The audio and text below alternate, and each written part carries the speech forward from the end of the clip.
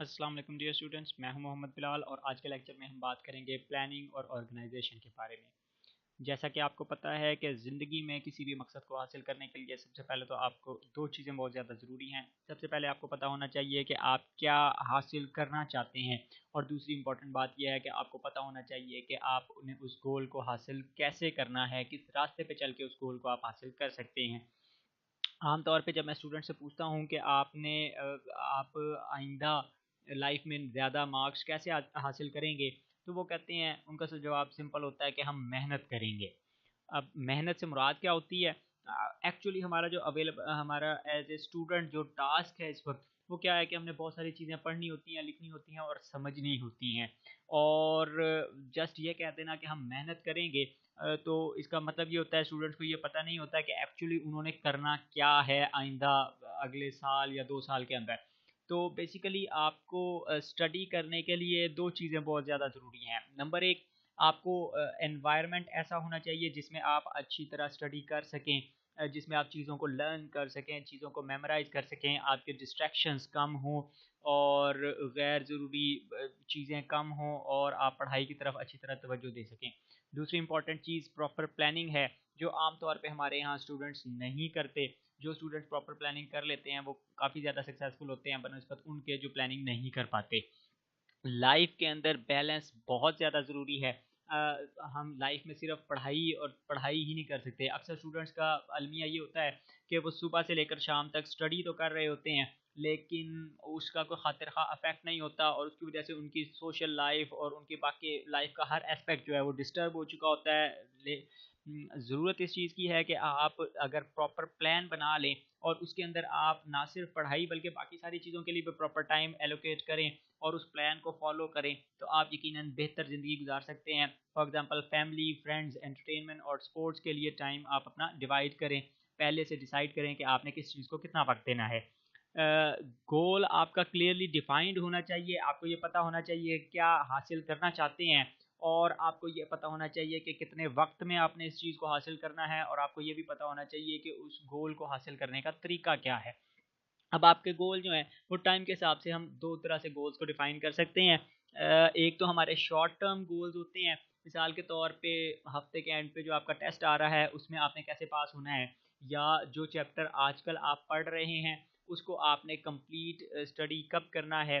और इसी तरह कोई बुक की एक्सरसाइज है, कोई मैथ या फिज़िक्स की एक्सरसाइज है, तो उसको कब कंप्लीट करना है। तो ये शॉर्ट टर्म गोल्स होते हैं, छोटे छोटे टास्क हैं जो चंद दिनों के होते हैं।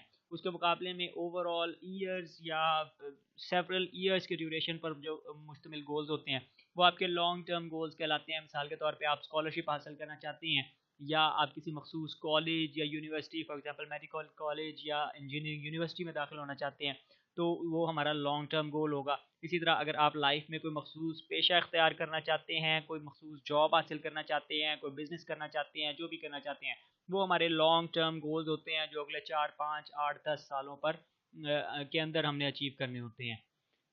तो बेसिकली आपने के हाथ में जो भी आपके सामने गोल है, आपने डिसाइड करना है कि हर गोल को आपने कितनी देर में अचीव करना है, या किसी गोल को अचीव करने के लिए आपके पास कितना टाइम अवेलेबल है जिसमें आप वो कर सकते हैं।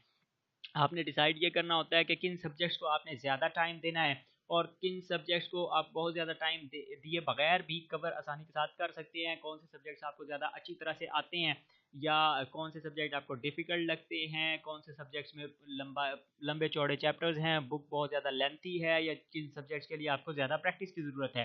तो इस हिसाब से आपने टाइम को, अपने अवेलेबल टाइम को डिवाइड करना होता है। जो सब्जेक्ट्स आपके लिए मुश्किल हैं उनके लिए ज़्यादा टाइम देना होता है, और जो सब्जेक्ट्स आपको आसान लगते हैं उनके लिए रिलेटिवली कम टाइम रखना होता है।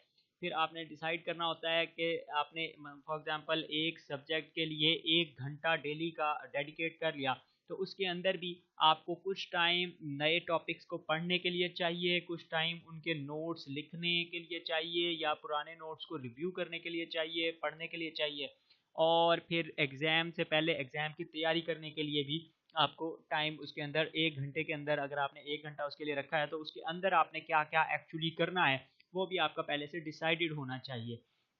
फिर आपको वीकली या मंथली प्लानर्स मिल जाते हैं, या ऐसे कैलेंडर्स या डायरीज मिल जाती हैं जिनमें आप पूरे हफ्ते का या महीने का या साल का प्लान बना सकते हैं कि कब कब आपने क्या चीज़ें तैयार करनी है। तो बेसिकली मकसद आपका ये है प्लानिंग का कि आपने डिसाइड करना है कि ओवरऑल जो आपका आगे कंप्लीट ईयर है, स्टडी सेशन है, उस दौरान में आपने कितने अरसे में क्या काम करना है। फॉर एग्जांपल आपको एग्ज़ाम्स में 8 महीने अगर रह गए हैं तो आपके पास रफली 32 वीक्स अवेलेबल हैं। तो 32 वीक्स का प्लान डिसाइडेड होना चाहिए कि फॉर एग्जांपल अगर आपके 14 चैप्टर्स हैं तो इसका मतलब है कि आप 28 वीक्स के अंदर रफली उसको उनको कम्प्लीटली आपने उनको स्टडी करना है।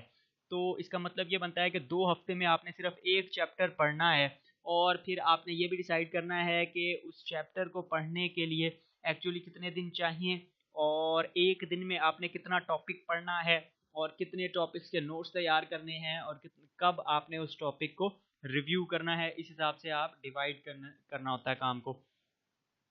फिर जिस वक्त आप पढ़ने के लिए बैठे हैं उस वक्त ये नहीं है कि सुबह से लेकर शाम तक स्टडी कर रहे हैं, बल्कि एक्चुअली आपने अपने अवेलेबल टाइम को मुख्तलिफ कामों के लिए डिवाइड करना है। और फिर आपका एक स्टडी सेशन जो है वो आपका 20 to 30 मिनट से ज़्यादा का नहीं होना चाहिए, क्योंकि आमतौर पर आपका अटेंशन स्पैन इतना ही होता है, और फिर ब्रेन जो है थक जाता है, बोर हो जाता है, और वो फिर बहुत ज़्यादा चीज़ों को मेमोराइज नहीं कर पाता। इस वजह से जो आपका लंबा काम है उसको भी छोटे कामों में डिवाइड करके, और 20 से 25 मिनट का वक्फा है जिसके अंदर आपने उस टारगेट को अपने अचीव करना है।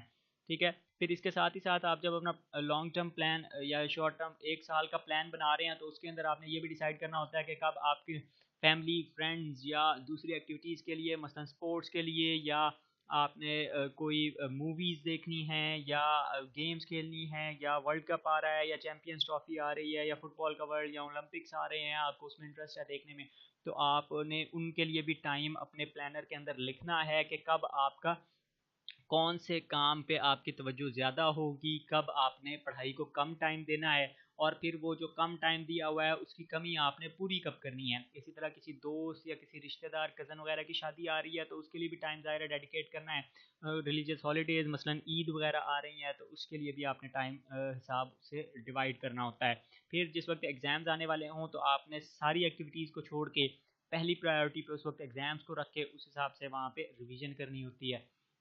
इसी तरह आपने जब प्लान बना लिया, और आपने हर हफ्ते का प्लान बना लिया और हर महीने का प्लान बना लिया, तो टाइम रखें कि फॉर एग्जांपल हर संडे को रात 11 बजे बैठ के आपने ये चेक करना है कि इस हफ्ते के जो प्लान थे वो आपने कंप्लीट किए हैं या नहीं किए हैं गोल्स। फिर आपने ये देखना है कि अगर कोई गोल अचीव नहीं हो सका तो क्यों नहीं हो सका। क्या आप किसी दोस्त के साथ आवारागर्दी करने या सहेली के साथ शॉपिंग करने चले गई थी, या आप जो है वो ज़रूरत से ज़्यादा टीवी के ऊपर या किसी और चीज़ के ऊपर टाइम स्पेंड कर रहे थे। तो आपको, अगर आप अपना रीज़न आइडेंटिफाई कर लेंगे तो फिर आपको आसानी हो जाएगी कि कैसे आपने उस रीज़न को ख़त्म करना है, और आइंदा कैसे इन चीज़ों को मैनेज करना है। फिर साथ ही साथ आप ये भी देख सकेंगे कि अगर फॉर एग्ज़ाम्पल आपने दोस्तों के लिए टाइम अपने प्लान में नहीं रखा था, तो आइंदा से अपने प्लान के अंदर दोस्तों का टाइम को भी एडजस्ट करें, और फिर उस बाकी टाइम के अंदर आपने स्टडी कैसे करनी है उसको भी आप देख सकते हैं।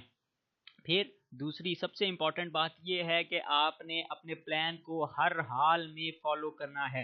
बेशक आपको ये लगता है कि इसमें एफर्ट ज़्यादा लग रही है, या टाइम, प्लान बनाने में टाइम ज़्यादा लग जाता है और एक्चुअली उसको फॉलो करने में उतना टाइम नहीं लगता, तो actually in the long run आपको ये बहुत ज़्यादा फ़ायदा देगा। तो इस वजह से आपने अपने प्लान जो आपने बनाया है पूरे साल का, उसके ऊपर पूरी अच्छी तरह से फॉलो करना है। प्लान बनाने के लिए डिफरेंट ऐप्स अवेलेबल हैं। फॉर एग्जांपल गूगल कैलेंडर को आप इस्तेमाल कर सकते हैं, जिसमें आप डेली का रख सकते हैं, लिख सकते हैं 1 या 2 दिन बैठ के कि इस साल किस किस हफ्ते मैंने कौन कौन सा चैप्टर किस किस सब्जेक्ट का पढ़ना है, और डेट वाइज आप उसमें अलार्म लगा सकते हैं, या कोई और इस तरह के ऐप्स इस्तेमाल कर सकते हैं। अगर आप इतने ज़्यादा इंटरनेट या टेक्नोलॉजी को इस्तेमाल करने के शौकीन नहीं हैं तो आप बाज़ार से डे प्लानर या कैलेंडर या कोई डायरी ले सकते हैं, जिसके अंदर आप अपना पूरा प्लान लिख सकते हैं बैठ के, और फिर आप फॉलो करें। कोई क्वेश्चन हो तो लाजमी तौर पे कमेंट्स में पूछें, डिस्कस करें, वीडियो अपने दोस्तों के साथ शेयर करें। बहुत बहुत शुक्रिया।